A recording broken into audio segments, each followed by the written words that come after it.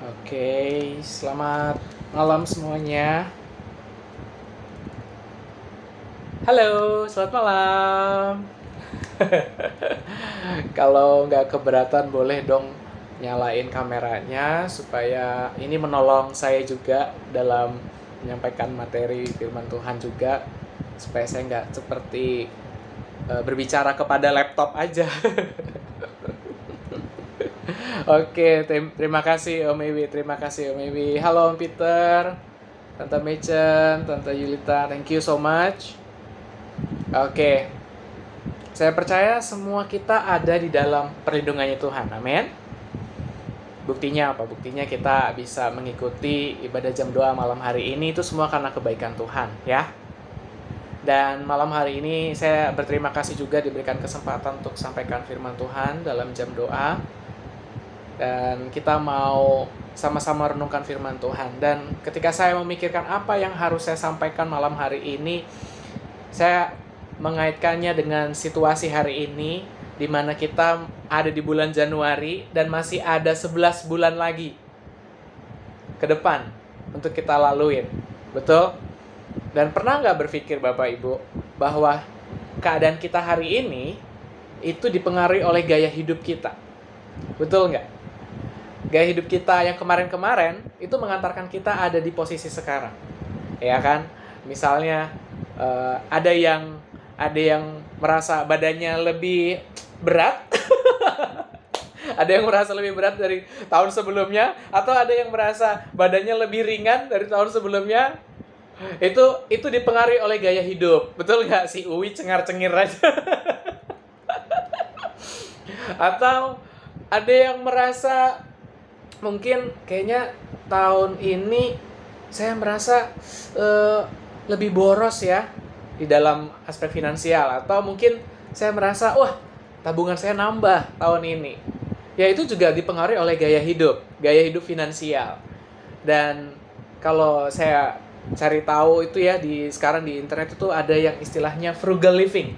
Frugal living itu di dalam bidang finansial itu gaya hidup hemat lah intinya gitu. Gaya hidup hemat ini punya tujuan yaitu FIRE. F-nya apa? F-nya itu finance, I-nya independence, R-nya retired, I-nya early, FIRE. Itu goalnya dari frugal living. Jadi saya percaya di dalam seluruh aspek hidup kita itu sangat dipengaruhi oleh gaya hidup. Nah, selama 11 bulan ke depan, kita akan menghidupi gaya hidup juga. Menghidupi gaya hidup. Ngomong-ngomong soal gaya hidup, bagaimana dengan kehidupan kekristenan kita? Kita punya gaya hidup juga dong. Kalau finansial aja ada gaya hidupnya.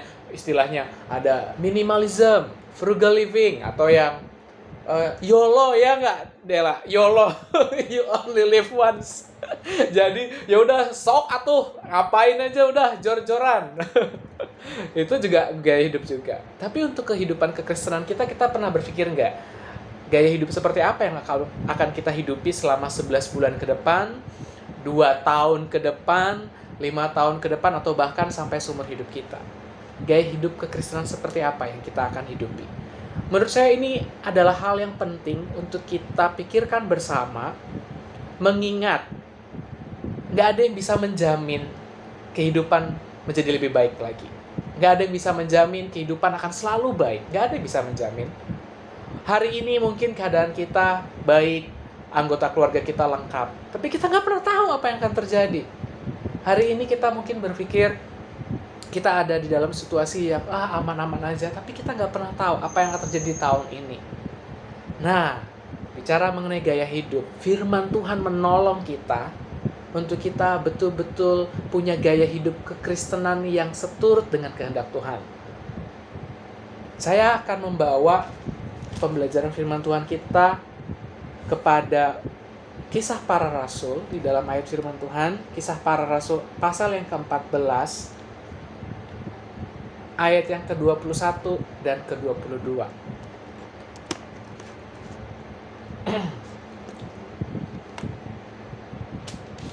Kisah Rasul 14 ayat ke-21 dan ke-22. Kita akan belajar sama-sama gaya hidup Kristen untuk menolong kita menjalani kehidupan ini. Gak cuma 1 tahun, gak cuma 2 tahun, tapi bahkan sampai nanti kita berjumpa dengan Tuhan. Sekali lagi, Kisah Para Rasul 14 ayat 21 dan 22, saya akan bacakan. Demikianlah firman Tuhan. Paulus dan Barnabas memberitakan Injil di kota itu dan memperoleh banyak murid. Lalu kembalilah mereka ke Listra, Ikonium, dan Antiokhia. Di tempat itu, mereka menguatkan hati murid-murid itu dan menasehati mereka supaya mereka bertekun di dalam iman dan mengatakan bahwa untuk masuk ke dalam kerajaan Allah, kita harus mengalami banyak sengsara. Ini ayat firman Tuhan yang begitu membuat saya yang sudah mencuri perhatian saya. Karena ketika kita melihat Kisah Para Rasul, kita akan belajar bersama-sama di pasal-pasal awal. Kita akan melihat bagaimana gereja Tuhan dimulai. Gereja Tuhan dimulai. Dan tidak hanya itu saja. Di dalam Kisah Para Rasul ini yang ditulis oleh Lukas sendiri mengajarkan kita bagaimana kekristenan bermula dan akhirnya bertumbuh dari Yerusalem, Yudea, Samaria sampai ke ujung bumi seperti Kisah Rasul 1 ayat 8. Dan kalau kita baca keseluruhan di kitab Kisah Para Rasul ini Bapak Ibu, kita akan melihat yang menjadi inti dari pesan yang ditulis oleh Dr. Lukas ini adalah bagaimana Injil disebarkan ke seluruh daerah, bahkan sampai seluruh dunia. Dan saya mau katakan di ayat yang ke-21 kita belajar sama-sama sebagaimana gaya hidup gereja mula-mula, jemaat mula-mula pada saat itu. Gaya hidup ini harus kita hidupin juga sebagai jemaat Tuhan yang hidup di era tahun 2022. Gaya hidup ini seharusnya nggak boleh berubah. Walaupun kita melihat saat ini banyak sekali perubahan terjadi di dalam hidup kita. Ibadah sekarang kita harus lewat Zoom. Betul nggak? Yang tadinya nggak pakai masker, harus pakai masker. Tapi apakah gaya hidup kekristenan kita harus berubah? Saya mau tanya buat Bapak Ibu yang rajin olahraga, yang menjadikan olahraga sebagai gaya hidup. Semales-malesnya Bapak Ibu, apakah Bapak Ibu akhirnya berhenti dengan gaya hidup yang sehat itu dengan tidak berolahraga? Bahkan ada seseorang yang berkata bahwa olahraga itu kita harus jadikan sebuah kebiasaan sampai olahraga itu menjadi ringan sama seperti seringan kita menggosok gigi setiap hari. Itu sampai jadi gaya hidupnya seperti itu. Sehingga saya mau sampaikan bahwa gaya hidup kekristenan kita pun nggak boleh berubah sekalipun situasi keadaan kita berubah, di sekitar kita berubah. Dan saya mengutip tadi yang disampaikan oleh Tante Yeni, bahwa doa itu juga bagian dari gaya hidup gereja. Kita ikut jam doa. Dan ternyata di ayat 21 ini, kita belajar bahwa gaya hidup yang dinyatakan di dalam Kisah Para Rasul 14 ayat 21, di sini Paulus dan Barnabas memberitakan Injil. Dan terus sampai pasal yang ke-28, ayat 31, Injil terus diberitakan dan tanpa halangan. Tanpa halangan itu bukan berarti nggak ada halangan ya. Ayat 21 sampai 28 di sini merupakan ringkasan dari atau bagian terakhir dari perjalanan misi Paulus yang pertama. Ya. Di sini kita melihat sebuah pola, yaitu pola memberitakan Injil. Nah, kita berpikir, Sam, memberitakan Injil itu gimana, Sam? Harus bawa orang percaya kepada Yesus? Yes, betul. Memang seperti itu, membawa orang lain mengenal Yesus Kristus. Dan kita lihat siapa Paulus dan Barnabas. Paulus dan Barnabas adalah pemimpin rohani di jemaat Yerusalem. Mereka diutus, kalau Bapak Ibu melihat di dalam pasal yang ke-13, ayat yang pertama sampai ayat yang ketiga, Disitulah mereka pertama kali diutus untuk memberitakan Injil. Dibilangnya pekerjaan khusus. Ayat yang kedua, khususkanlah Barnabas dan Saulus bagiku untuk tugas yang telah kutentukan bagi mereka. Dibilang tugas khusus dari Tuhan. Apa tugas khususnya? Cuma satu, memberitakan Injil. Dan ini juga disampaikan juga kepada kita semua melalui kitab Kisah Para Rasul, bahwa memberitakan Injil adalah gaya hidup orang Kristen dari dahulu, sekarang, bahkan sampai nanti ketika Tuhan menjemput kita. Dan kita akan melihat selain memberitakan Injil, Paulus dan Barnabas ini ngapain? Di ayat yang ke-22, di tempat itu mereka menguatkan hati murid-murid itu dan menasehati mereka supaya mereka bertekun dalam iman. Bapak Ibu, Rasul Paulus dan Barnabas ketika kembali lagi ke Antiokhia. Antiokhia itu adalah base camp-nya rasul-rasul, Bapak Ibu. Ketika pertama kali gereja dibentuk, jemaat mula-mula, Antiokhia ini adalah base camp-nya. Jadi semua rasul-rasul itu ngumpulnya di Antiokhia. Dan setelah mereka kembali dari perjalanan pertamanya, perjalanan misi yang pertama, mereka akhirnya kembali ke base camp. Dan apa yang mereka lakukan? Mereka menguatkan hati murid-murid dan menasihati mereka supaya mereka bertekun dalam iman. Kenapa? Pertanyaannya, kenapa mereka harus menguatkan hati murid-murid untuk bertekun dalam iman? Karena mereka diperhadapkan dengan yang namanya tantangan. Tantangan dari mana? Dari orang-orang Yahudi. Dari apa lagi? Dari pengajaran-pengajaran yang sesat, yang coba ingin menggantikan Injil dengan pengajaran-pengajaran yang beredar pada saat itu. Dan bukan hanya itu saja. Ternyata di sini Rasul Paulus dan Barnabas mengatakan bahwa untuk masuk ke dalam kerajaan Allah, kita harus mengalami banyak sengsara. Nah, saya ingat materi pengajaran sekolah minggu ini ya, minggu kemarin, bagaimana kita diajarkan menjadi seorang murid yang mau memikul salib, ya, menyangkal diri dan pikul salib. Lalu Petrus menegur Tuhan Yesus, Tuhan, jangan sekiranya hal itu terjadi sama Tuhan, karena Tuhan sedang memberitakan pemberitaan yang pertama di dalam Matius pasal yang ke-16, bicara mengenai sengsara yang harus dia hadapi. Ketika dia ada di muka bumi ini, dia harus pikul salib. Memang ya, naluri manusia itu selalu menolak yang namanya sengsara ya, Bapak Ibu ya. Siapa sih yang mau sengsara hidupnya? Angkat tangannya. Ada yang mau sengsara? Nggak ada. Sengsara saya lihat di dalam KBBI artinya kesulitan, tantangan.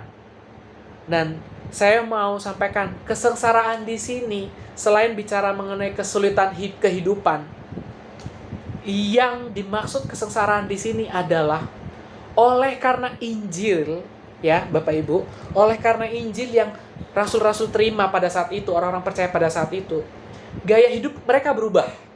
Betul? Injil memerdekakan orang-orang Yahudi pada saat itu. Gaya hidup mereka saat itu berubah. Dan ketika gaya hidup mereka berubah, mengikuti gaya hidupnya Tuhan Yesus, banyak orang-orang yang menentang kehidupan mereka. Banyak orang-orang yang menentang mereka.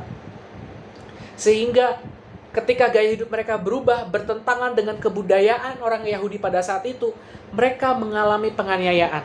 Mereka mengalami tantangan. Mereka dianiaya.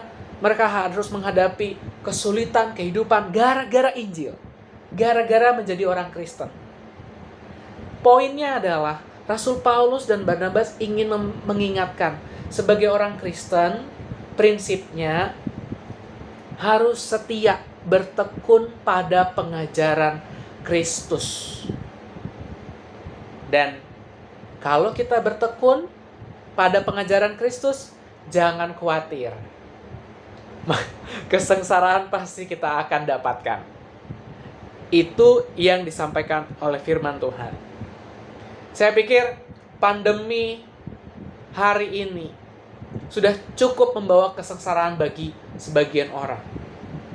Tapi kesengsaraan sejati buat orang Kristen itu adalah ketika kita tidak bisa memberitakan Injil. Akan ada tantangan. Kita menghadapi halangan, rintangan dalam memberitakan Injil. Sekarang, bagaimana dengan kehidupan kita? Hari ini, apakah ibadah lewat Zoom, lewat online ini menjadi penghalang buat kita memberitakan Injil, menghidupi gaya hidup kita sebagai orang Kristen? Atau juga ini semua menjadi penghalang untuk kita bisa menguatkan hati orang percaya yang lainnya dan menasehati mereka supaya mereka bertekun di dalam iman. Pandemi sebagian orang juga bikin orang lupa sama Tuhan ya Bapak Ibu ya. Karena begini, buat orang Kristen, sebagian orang Kristen yang selalu mendengarkan, kita istilahnya pakai istilah prosperity gospel atau Injil kemakmuran, ngadepin pandemi, mereka harus berpikir gak ada Tuhan. Kalau ada Tuhan gak mungkin saya menghadapi kesulitan ini.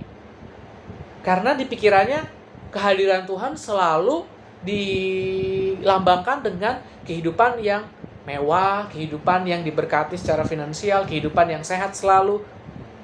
Tapi giliran pandemi, ada dua hal setidaknya kita digoncang, kesehatan dan juga finansial.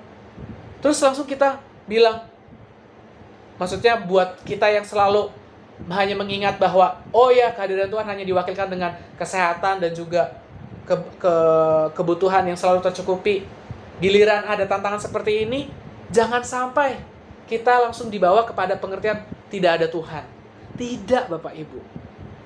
Justru dalam situasi sulit seperti ini menjadi kesempatan untuk kita menghidupi gaya hidup Kristen seperti yang disampaikan oleh firman Tuhan di dalam Kisah Para Rasul ini.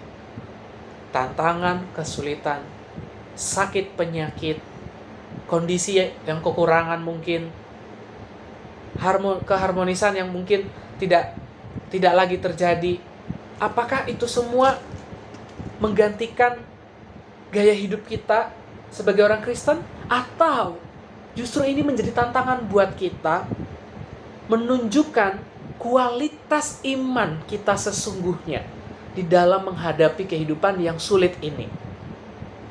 Apakah kita mau sama-sama berlomba-lomba dalam menghidupi gaya hidup Kristen yang Rasul Paulus dan Barnabas ajarkan kepada murid-muridnya yang lain di Antiokhia, yaitu memberitakan Injil, saling menguatkan, saling menasehati. Dan perhatikan Bapak Ibu, yang terpenting di sini adalah bertekun di dalam iman dan mengatakan bahwa untuk masuk dalam kerajaan Allah kita harus mengalami banyak sengsara. Artinya kita diingatkan untuk kuatkan dan teguhkan hati kita.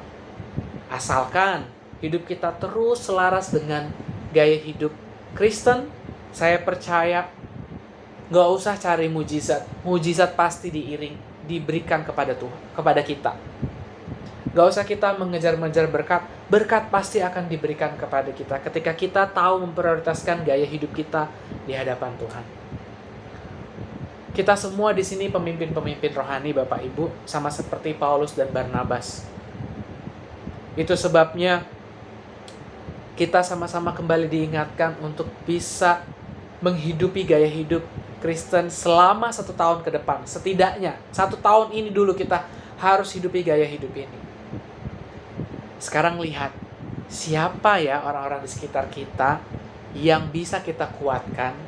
Siapa ya orang-orang di sekitar kita yang bisa kita nasihati, yang kita bisa ajarkan mereka tentang Kristus dan bawa mereka lebih dekat lagi kepada Tuhan. Jadi jemaat belum tentu mereka sepenuhnya kenal Kristus dengan sungguh-sungguh loh Bapak Ibu. Saya pernah ngobrol dengan beberapa jemaat lah ya. Saya melihat mereka sendiri masih bergumul dengan kenapa mereka ikut Tuhan Yesus? Kenapa mereka harus percaya Tuhan Yesus? Mereka masih menyandarkan pengertian itu sebatas perasaan mereka. Oh ya, karena saya nyaman aja jadi orang Kristen. Ternyata pengertian yang Tuhan ingin ajarkan tentang kekristenan masih menjadi pergumulan bagi beberapa jemaat kita di Rosipina. Ini menjadi tantangan buat kita sebagai pemimpin-pemimpin Kristen di Rosipina untuk harus mau mengajarkan kekristenan kepada jemaat-jemaat Tuhan yang lain.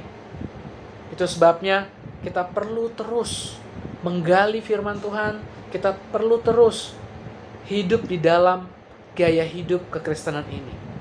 Dan saya pikir Paulus dan Barnabas tidak berarti tidak mengalami kesulitan. Ketika kita baca dari pasal 13 sampai pasal 14 ini, begitu banyak kesulitan yang mereka hadapi, tetapi mereka masih bisa menguatkan iman dari saudara-saudara iman mereka.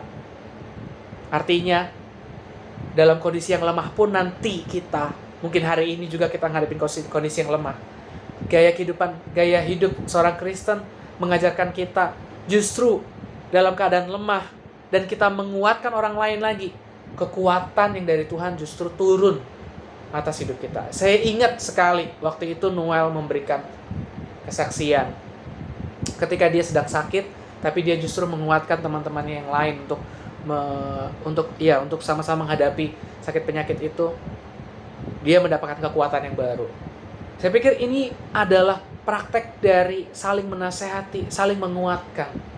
Dan justru ketika kita saling menguatkan, saling menasehati, kekuatan yang dari Tuhan itu nyata di dalam kehidupan kita.